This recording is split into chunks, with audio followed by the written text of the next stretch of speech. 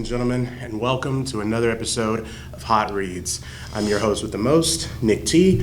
I'm here with my awesome co-host. You can catch him on the second floor here at the McCracken County Public Library. Ladies and gentlemen, Mr. Derek, also known as D-Man. How you doing? Also, many aliases. Many aliases that we can't talk about for reasons. Right. Most of them. Most of them. But no, we want to welcome you guys, and today we're going to do something that kind of shocking to me. We're actually going to talk about books on a show called Hot Reads. We're finally going to talk about literature. The library? In the library. It's a crazy concept. Am I right, man? Yeah, it's crazy. So we'll shake things up. We're going to shake things up today, and by any means, we'd love to hear from you. So if you like anything that we're talking about today or want to add to anything, please drop something down in the comment section below. You ready to get started, man? Let's do this. All right. So I have the first question for you. Have you always been an avid reader, or was it something that kind of developed over time? How'd that kind of start out for you? So I have not always been an avid reader. It was actually it was a late bloomer for me. Really? I kind of didn't really get into books in school as much.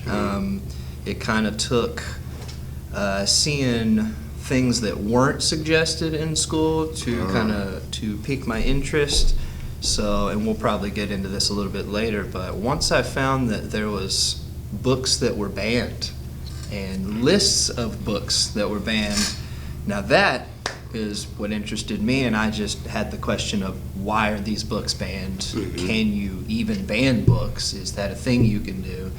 And that just got my gears turning, and I just kind of started diving into books that throughout history had been banned because of the interest in why was it banned. That's kind of what got me into reading. It's a little bit ironic. I was about to say, it's like a kid. You know, if you tell a kid not to do something, exactly, that just makes them want to do it more. Exactly. And now here I am, an avid reader today, and maybe never even would have been an avid reader had I not been told that there are books that you should not read for whatever reason. And I liked another point that you made too about you found something that interested you. Exactly. And I know for kids in school that can be tough. I know they have all the different AR tests and stuff, so they kind of feel like they're confined to that specific box. But for all you guys out there, young ones and older, if you find something that you like, look into it. If there's a book that you find particularly interesting, a topic that you find particularly enjoyable, by all means, do your research, do your looking, and I'm not saying you'll be an avid reader, but it'll definitely get you started in the right direction towards developing that love for reading. And of course, shout out to all our English teachers out there. Yes. I've definitely had some good ones that are the ones that, the reason that I started looking into lists of books that I like. So English teachers do a great job at choosing the books, but like you said, never be afraid to do your own research and look into just topics that you want to read about, or if a book that isn't assigned in class seems interesting to you, go ahead and read it, and you may find out there's a genre that you never knew you loved. So yes, like we talked about in the video game episode, there's so many different genres out there, not just of games but of literature as well. You've got your action, you've got your romance, you've got your comedy, you got your more mystical, supernatural type of books, sci-fi, fantasy. It's just a whole litany of genres that you can get into, and it's all about just finding the one that is particularly right for you. Exactly. So on that vein, actually, was there a book when you were kind of looking and finding what you're into, was there one that really cemented, I'm going to start loving reading now. This is why I looked into that. What was that book for you? It's probably, I would say, either George Orwell or Aldous Huxley. Those, and of course what I'm talking about is 1984 and Brave New World. I look at those two books as kind of companions. I honestly think the authors wrote each other letters and read each other's work and kind of gave each other feedback on them. So they're both kind of the same view at a society gone wrong or a government with too much power in different ways. But those two books are probably what got me into, I really apparently like dystopia. I knew I liked horror. I've always been a horror fan, Then I started getting into a little bit of sci-fi, and then turns out when you marry those two things together, it's a beautiful thing. It's called dystopia. And so I got into a kind of kick on, the Twilight Zone series. Those are great. It kind of just shows you what if one thing were a little off in a future where we're going, the direction we're going. Kind of like how would society respond? Exactly. I gotcha. If technology gets a little too out of hand, or if a society or a government goes too far in one direction, I feel like science fiction dystopia kind of gives you a little fictional snapshot at what it could be. Yeah. And then what actually happens a lot of times I'm finding is that they predict things almost spot on. A lot of times. So, like I said, Orwell and Huxley, if you go back and read Brave New World in 1984, today you will find a lot of similarities. That's actually very interesting. I didn't even think about that, honestly. And I just find it so weird how, as humans, and I guess it's just what we call human nature, of the what if. Like, we're always intrigued by, like you said, what if this one thing went left? How would the rest of the world be affected? How would I be affected? Exactly. That sort of thinking on it.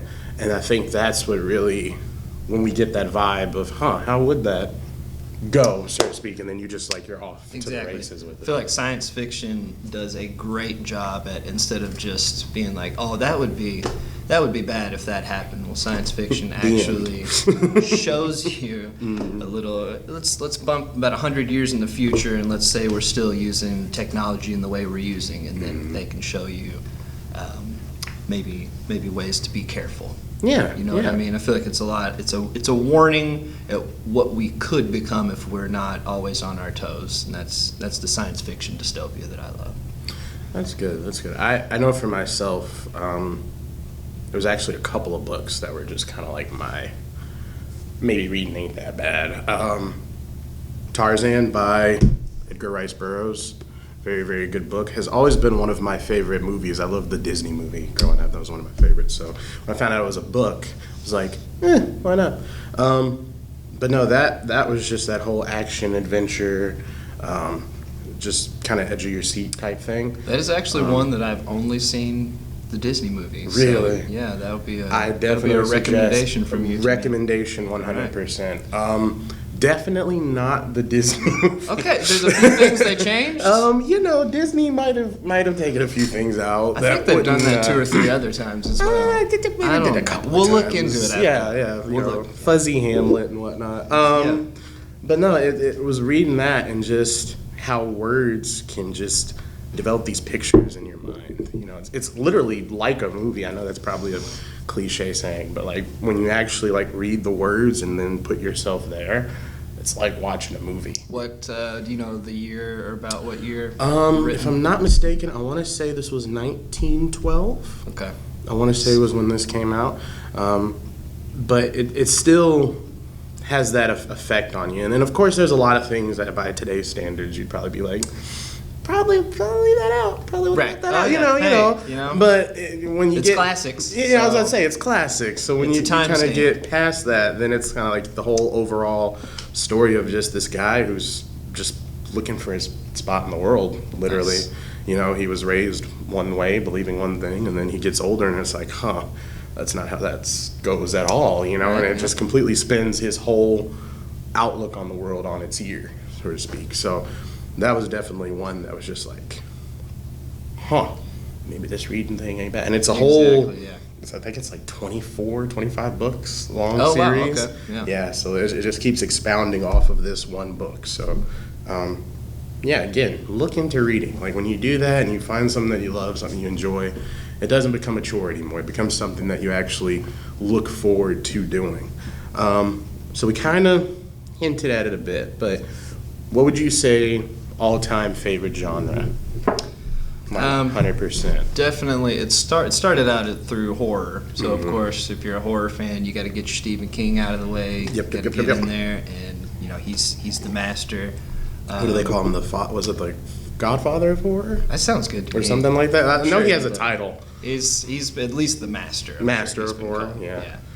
But once I started getting into the science fiction, then I kind of found out probably science fiction dystopia. So science fiction definitely is like you said, something to think about. Like when you think about like in the future that they describe, and then you look at the world today, and you're just like, man, why don't we have flying cars? Exactly. Yeah. You look at somebody like H.G. Wells writing in the 1800s about science fiction, like ideas that we just take for granted now, like a time machine. We're like, oh, that's kind of like an old science fiction idea. It's like put Tropey. yourself in the time when there was someone writing a story about The future. a machine that puts you into the future. Like their minds had to be blown, and now it's just completely normal. Nowadays concept. it's just like every other show. We got a time machine. We'll probably have one in 10 years. Yeah, I mean, it's not above the realm of possibility. Self-driving cars, Mr. Philip K. Dick, reading a lot of that right now, but he is another one that predicted just so many things that we have today. iPads, FaceTime, all kinds of things. And that's probably he's also into the horror dystopia side of things as well. Really? So that's another one of my big. I'm still upset we don't have the flying hoverboards like in Back to the Future. Yeah, That still breaks my heart. I've got that puffy jacket though. Just You got in the puffy case. jacket? I'm waiting Nice. to use it. I don't. You heard it here first. If you see Mr. Derek out in public with a puffy jacket, That's right. he's ahead of the curve. There's a DeLorean near. There's a DeLorean near, so look out for that. But no, so yeah, sci-fi is a good genre. I always was a fan of like just the overall action adventure type story. Yeah. Just because to me, it kind of keeps my mind like in anticipation, like characters being chased in the desert on horseback, and it's like, oh snap, like are they gonna hit a random twig and then just stumble down? Exactly. It's just like you don't know the progression all the time. I feel like those are also you can read them the fastest because once you're, like you said, once you're on the journey with them, you're just turning pages at that point. And then once you get to the end and it's like a cliffhanger, you're like, well, now I gotta wait till book 2, or if it's a whole series, if you really love it, you could probably knock it out. And then you look it up and there's 26 more There's books. 26 books on, and you're like, oh well, I'll be busy for a while. But no, action adventure is definitely one of them.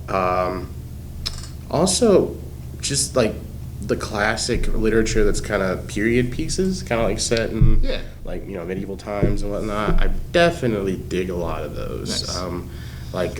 I don't know if you would count like Three Musketeers during that time period. I read that when I was young, and that was just one of my favorites. I was hooked from the instant, just because that whole story in general just. I don't know. It was just like I couldn't fathom it because I lived, nowadays, and it's just like, that's crazy to think that there were actually circumstances that were kind of reminiscent of that back then in that time. Oh yeah. So it definitely felt like you said, like a mental time machine, so to speak, to another time. One of the coolest things to do reading classics is you go back and you read something that was written in 1700s, 1800s, and maybe, like you said, maybe they're like riding horses and using swords and everything's completely different, but one thing that the character's going through is exactly the same thing that we could go through today. So it's always cool to me reading a story, words written 200, 300 years ago about a human having an experience that humans now could have the same feeling. Maybe they lost someone and they're feeling super, heavy grief about it. Maybe they are super overjoyed, and it's just really cool seeing a connection to, wow, something they were writing about this long ago still makes me feel the strong emotion now. So that's that strong attachment. Exactly. It's like words traveled hundreds of years through time to give you the same feeling that it gave a reader back then hundreds of years ago. That's always fascinating. I was about to say, that's a crazy dynamic to think about, honestly.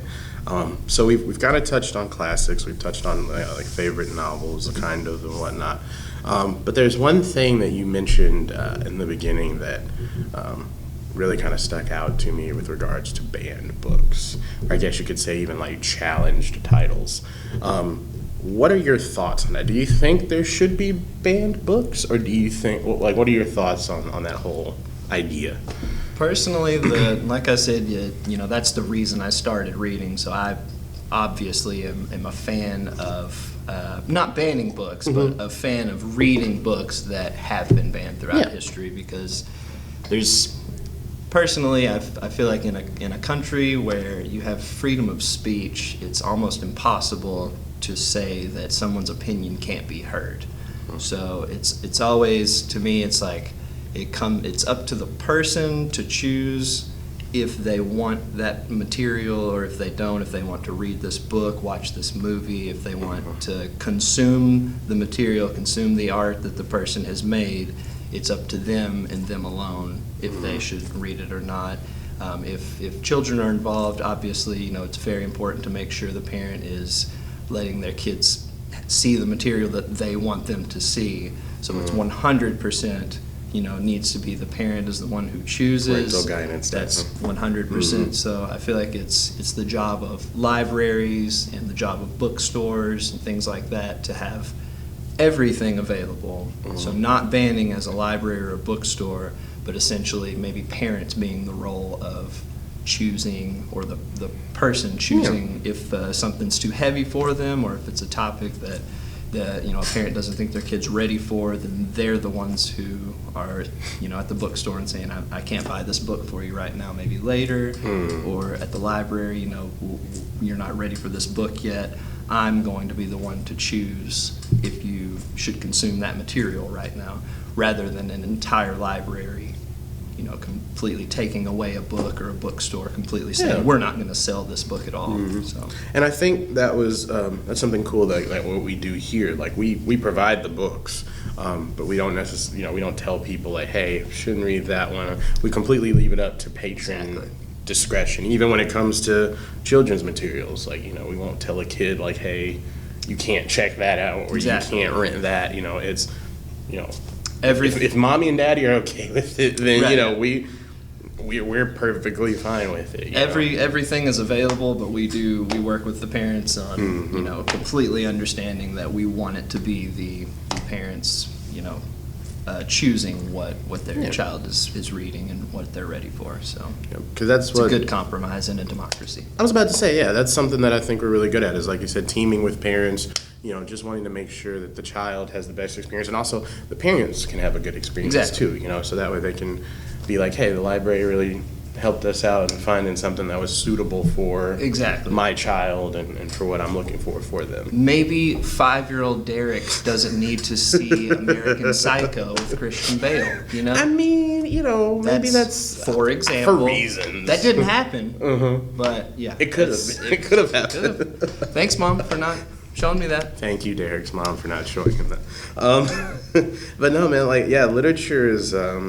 just literature and movies in general can just have an impact on kids, whether we see it immediate or not. At some point, the media that's intaken can definitely have an impact on you, as later on in life, or even immediate effects. So we definitely understand parents being very choosy in particular about what their children are taking. Like I said, we don't want them watching American Psycho at age 4. The parents know what they're doing, and that's exactly why we're working with them to give the best experience for everybody. Best experience all the way everything around. Available. So we talked about books being banned, but just books in general. I've noticed on the topic of media, so many books are being made into movies, man. So many, and not only are they made into a movie, they're all usually rebooted or redone and readjusted. What are your thoughts on when Hollywood takes a book and tries to make it into this whole movie experience? So as you know, I'm not personally a comic book movie watcher, so most of my experience would come from probably the best example recently of that being done well would be Dune.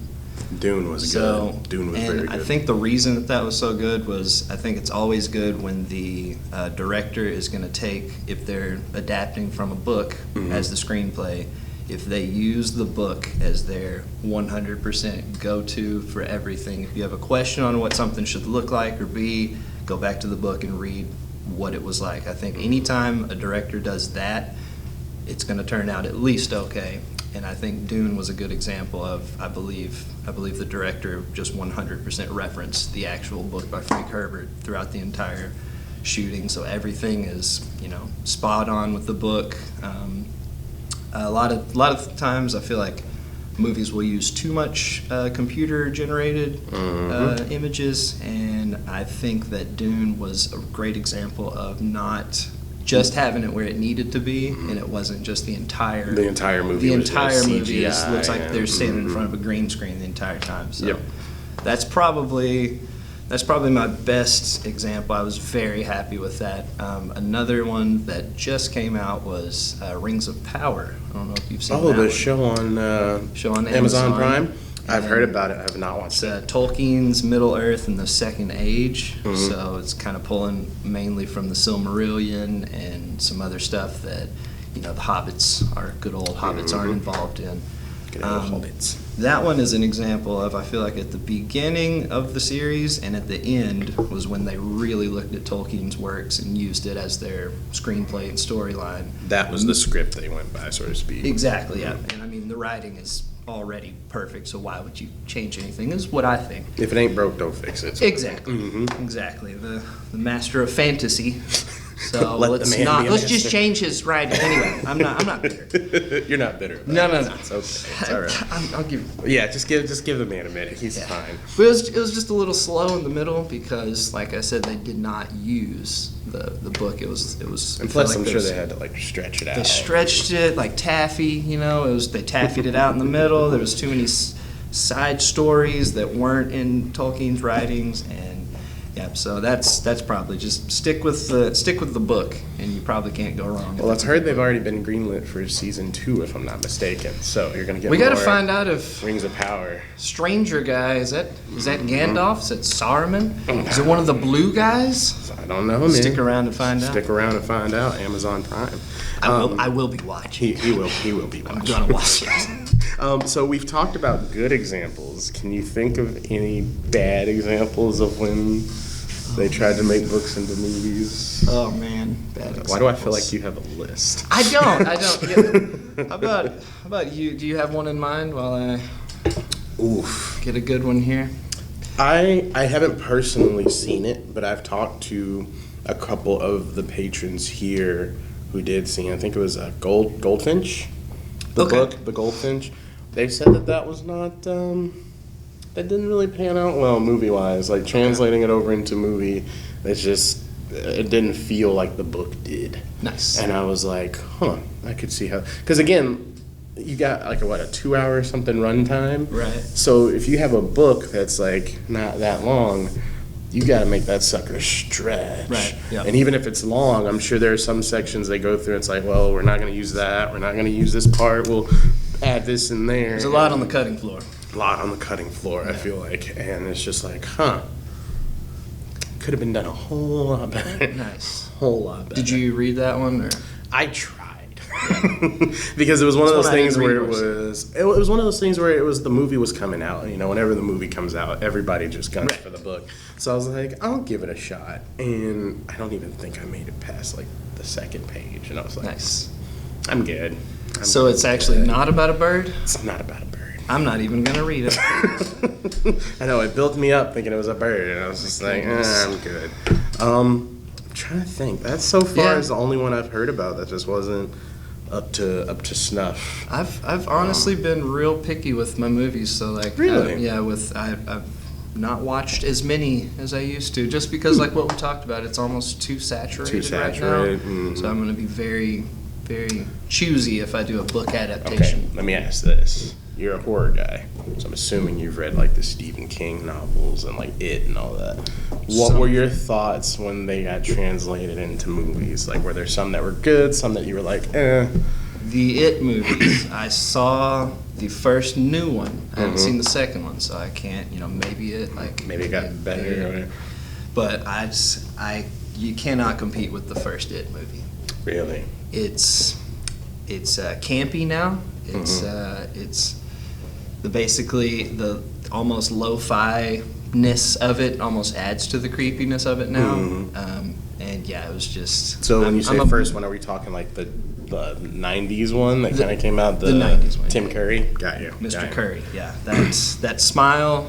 I was about to say maybe because it wasn't Curry CGI smile. that it was just him. That's what made it That creepy. Yeah, that's why I didn't it. like the new one. I was like, you know, you can find someone's face that's creepy enough without CGI. I mean, have you seen Mr. Curry's smile? Dude, it's like I said, it's the fact that it's just him and he's doing all the hiya Georgie, like Right. I don't like it. And I like clowns. It's just that is Yeah, I don't like it. for me, if you can do it with effects and makeup and costume And the right actor. set and really good actors, and you can creep me out that way, I'm gonna choose that over the whatever you did on the green screen. I was about to say, yeah, I think Curry, especially around that time, was just on fire. What was it, like Clue and then It, and he just had also... He had a good agent. Really good agent. Movie suggestion, talking about books to movies, on Disney Plus, the Three Musketeers movie. Great movie. Okay. It came out in the 93, I think it was. It had Kiefer Sutherland, I Oliver do vaguely Platt, remember what's the dude? Chris O'Donnell from NCIS Los Angeles. Some of you guys might know him from. Stacked cast. Nice. Really great. If you get a chance, if you got Disney Plus, give it a watch. Totally worth it. Great movie. Tim Curry, fantastic villain. Like, fantastic As he always villain. is. As he always is. But this one just really highlighted just his, like you said, that ability to really scare you to a degree. Because he can get, like, into it. Just him and Jack Nicholson, the smiles. Jack Nicholson. The smiles guys. One of the best Jokers. One of the best Jokers. So, final question. Again, just for helping everybody watching at home, what are some good book suggestions or recommendations that you can kind of give to them? Like I said, if they're just wanting to dip their toes in the water with reading, is there any type of book that you could recommend for them, or just kind of? I would say, I mean, of course, I've only got my suggestions. What I would suggest. I would say if you're thinking about getting into fantasy and things like that, I found that, you know, of course, Tolkien's the one to go to. The Hobbit would probably be the best place to start because it's not, you know, a lot of people are turned off because you think you'll get into the books and there'll be a whole bunch of names that you can't pronounce and you won't know what's going on. Just turn the book over and Exactly. That's the Silmarillion. You'll get there later if you like it, but yeah, keep on the track. You'll get there. That's the one you throw across the room and anchor. But The Hobbit, I always like to describe it as it's like Grandpa Tolkien is sitting down and said, "Gather round, kids. Let me tell you a story about a hobbit." Let And then Grandpa he tell you a just- story. Basically, the whole story is told in a grandfatherly, kind of cool and humorous way. So it's a really nice introduction into fantasy. But of course, you get to meet all your hobbits and wizards and dragons that you'll come to love. Science fiction, I mean, since we're talking about classics, H.G. Wells is obviously a really good one to get into. Yep. I would say, yeah, if you do like dystopia, the kings of dystopia would probably be That'd be a good Orwell and Huxley, I would say. Well, that's good. Just giving you a little taste just of a the little future. taste of the future. I would have to say if you're wanting to start on the, like you said, kind of that sci-fi route of things, Fahrenheit 451, really, really good book. It kind of is a future where free thought is looked down upon. Reading and having, free thinking is kind of, it's banned. Reading is banned, none of that. And so it comes down to this firefighter who finds out to the contrary, and it turns into a whole big ordeal of them trying to basically stop him from thinking freely. Basically, it's a banned book about banned books. Yeah, exactly. So it's a banned book about banned books. So it's a good one to get into a banned book talk. So yeah, it works on a number of fronts. You get your taste of banned books, and you also get your taste of, like you said, that dystopian kind of sci-fi feel of things. It's a nice little allegory that makes you question. It's like, is that okay to burn books? And like, why would they want to burn these things with all these words in them? And why wouldn't you want ideas to spread? And it just starts a Yeah, whole if you're conversation. drawn quick to anger, this book may not be for you, because there is a lot of book burning, and it does hurt as a librarian Right. to read a book about book burning. That's It right. does hurt. But no, man, like I'm really glad we got a chance to sit and Yeah. do this, man. I know we've been talking about it for a while, so it's nice we finally got the chance to. I like that we both like reading books that are from the 1800s and don't really make sense with the English we use now, and that's what turns. I was about to say, I read this at a very young age. We understand why. There's tough. a lot of thous and thises, and the cool thing about this particular one is it gives you kind of the English that we use now Yes. type of a vibe to it. But no, I definitely, if Shakespeare is a great. There's no way I'm one. gonna free climb Shakespeare. Yeah, There's no way I'm doing that without a harness. I was about to say, I Yeah. read Romeo and Juliet for high school, and I read this for fun because, again, Lion King is just furry Hamlet. Let's be honest. It's Okay, furry. there you go. I'm glad you explained it, because he's got a hot theory. Yeah, it's just furry Hamlet. But no, man, I'm really glad you got the chance to come on the show today. you, sir. If you guys have any questions, or are looking for any books that you may be interested in reading, you already know where you can go. www.mclib.net. Again, say it with me. www.mclib.net. And also, too, if you're ever here in house, feel free to come talk to myself or Mr. Derek. We'd be happy to help you find what you're looking for. So, until next time, we will see you when we see you.